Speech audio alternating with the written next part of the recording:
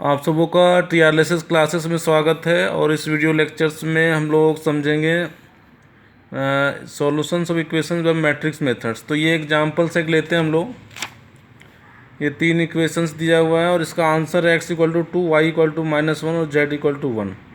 तो सबसे पहले आंसर सही है या गलत, इसको हम लोग कैसे चेक करेंगे, क्योंकि कॉम्पिटिटिव एग्ज़ाम्स में अगर मान लो ऑब्जेक्टिव टाइप्स आते हैं और अगर आपको आंसर गिवन है तो आप आंसर के हेल्प से आप चेक कर सकते हो कि हमारा आंसर सही है या गलत।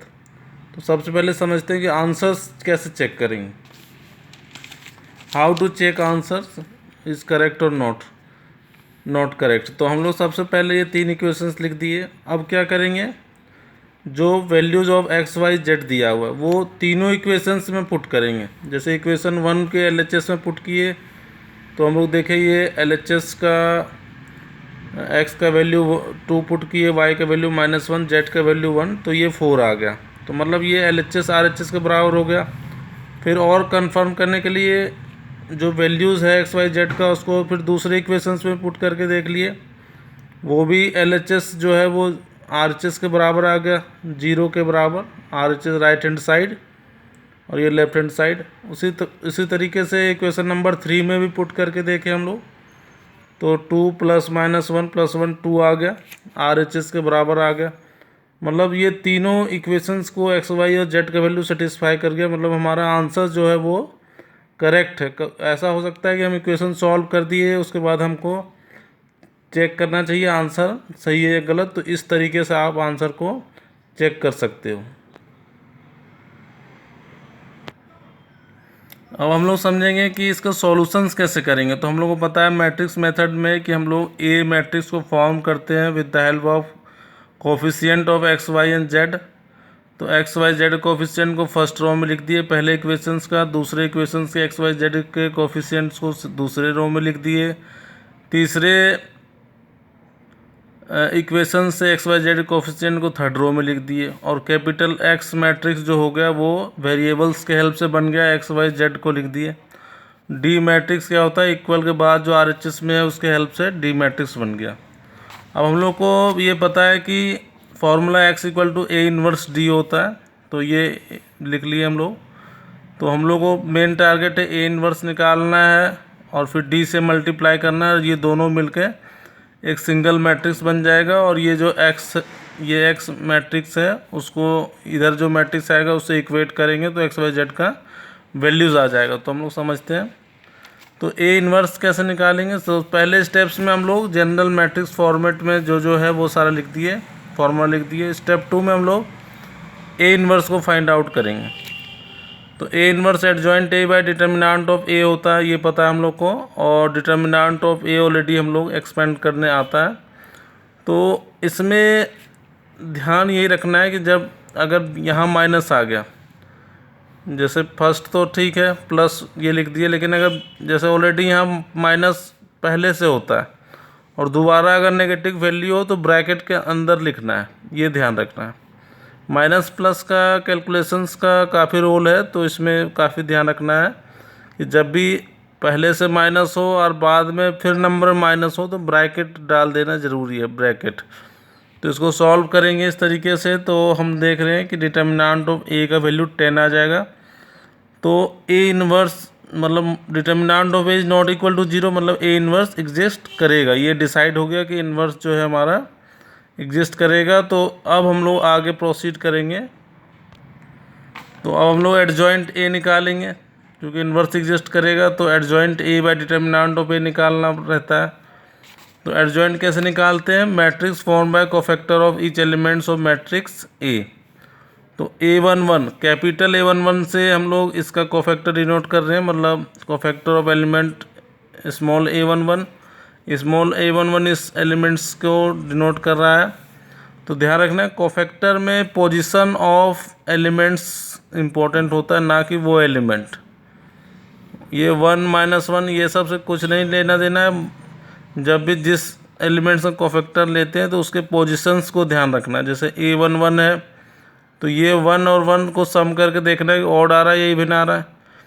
2 से कट जाएगा, 1 + 1 हो गया 2 हो गया, मतलब इवन नंबर है। तो यहाँ पर प्लस करेंगे। तो ये साइन जो है प्लस होगा या माइनस होगा वो डिपेंड करता है एलिमेंट्स के पोजीशन के ऊपर। तो यहाँ से प्लस लिख दिए, उसके बाद यहाँ वर्टिकल हॉरिजॉन्टल को एलिमिनेट कर दिए, 1 - 3 1 1, तो इसका वैल्यू 4 आ गया। उसी तरीके से A12 का वैल्यू, अच्छा A12 अब 1 + 2 ऑड नंबर है तो माइनस लिख दिए, और ये हमारा A12 है तो ये वर्टिकल और ये हॉरिजॉन्टल कर दिए, तो 2 - 3 1 1 हो गया। तो यहाँ पर एक चीज़ समझना है, जैसे कि माइनस तो हो गया, अब ये 2 × 1 लिख दिए, बीच में माइनस आएगा वो फॉर्मूले के अनुसार, और ये ऑलरेडी एक नेगेटिव नंबर है तो इसको पहले हम ब्रैकेट के अंदर -3 लिख दिए × 1। जब भी 2 बार माइनस माइनस आ रहा हो तो उस केस में ध्यान रखना है कि ब्रैकेट के अंदर माइनस लिखना है। तो ये हमारा आ गया, तो माइनस माइनस प्लस हो गया, तो 2 और 3 अंदर वाला वैल्यू 5 हो जाएगा, और 5 को फिर माइनस से करेंगे तो -5 हो जाएगा।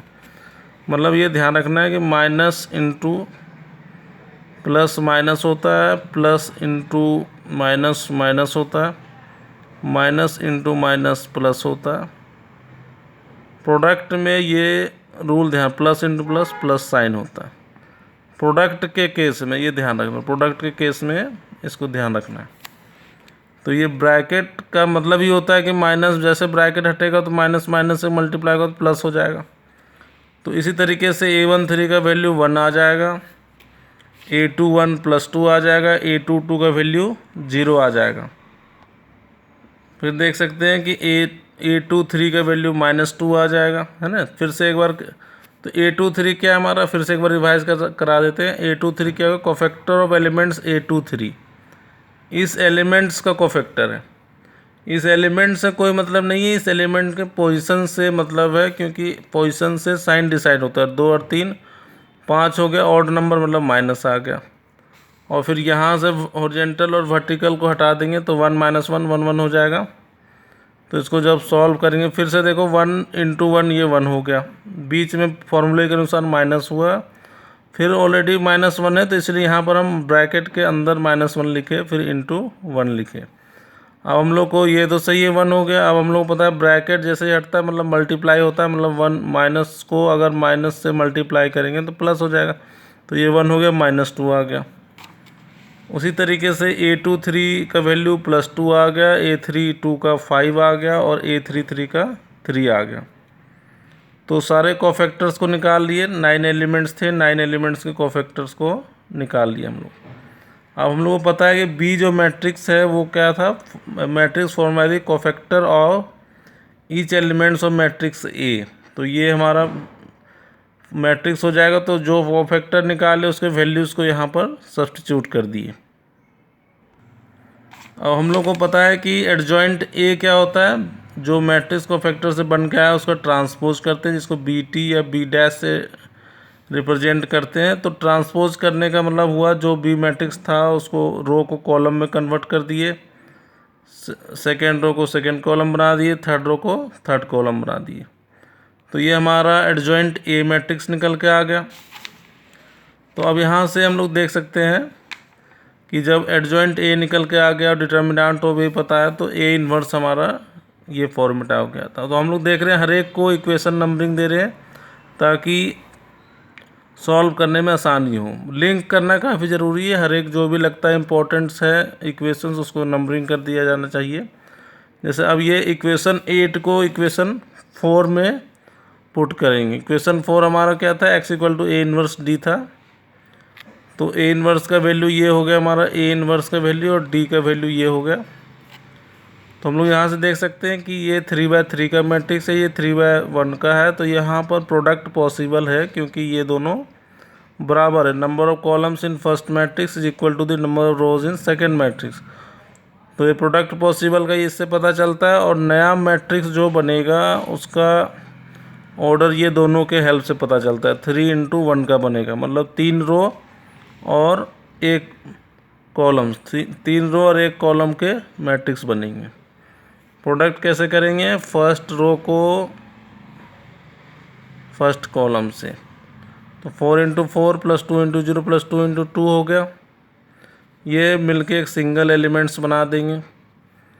फिर सेकेंड रो को सेकेंड कॉलम से -5 × 4 5 × 2 करस्पॉन्डिंग एलिमेंट से कर दिए, ये मिलके एक सिंगल एलिमेंट्स बना देंगे। फिर थर्ड रो को थर्ड कॉलम से 1 × 4 -2 × 0 3 × 2, और ये एक्स जो मैट्रिक्स था वो क्या था, XYZ था हमारा वेरिएबल्स का, तो 16 + 4 20 हो जाएगा, और ये 10 जो है वो नीचे डिवाइड हो जाएगा, -20 + 10 -10 हो जाएगा, ये 10 नीचे डिवाइड हो जाएगा, Z का वैल्यू 6 + 4 10 हो जाएगा, 10/10 1 हो जाएगा। तो मतलब हमारा आंसर आ गया x = 2, y = -1 और z = 1 इस क्वेश्चन का आंसर है। तो आपको अच्छे से कॉन्सेप्ट समझ में आ गया होगा, और यदि नहीं समझ में आया तो आप कमेंट कर सकते हो, ताकि और हम आप लोग के मैथ्स लर्निंग में आपको हेल्प कर सकें। Thank you.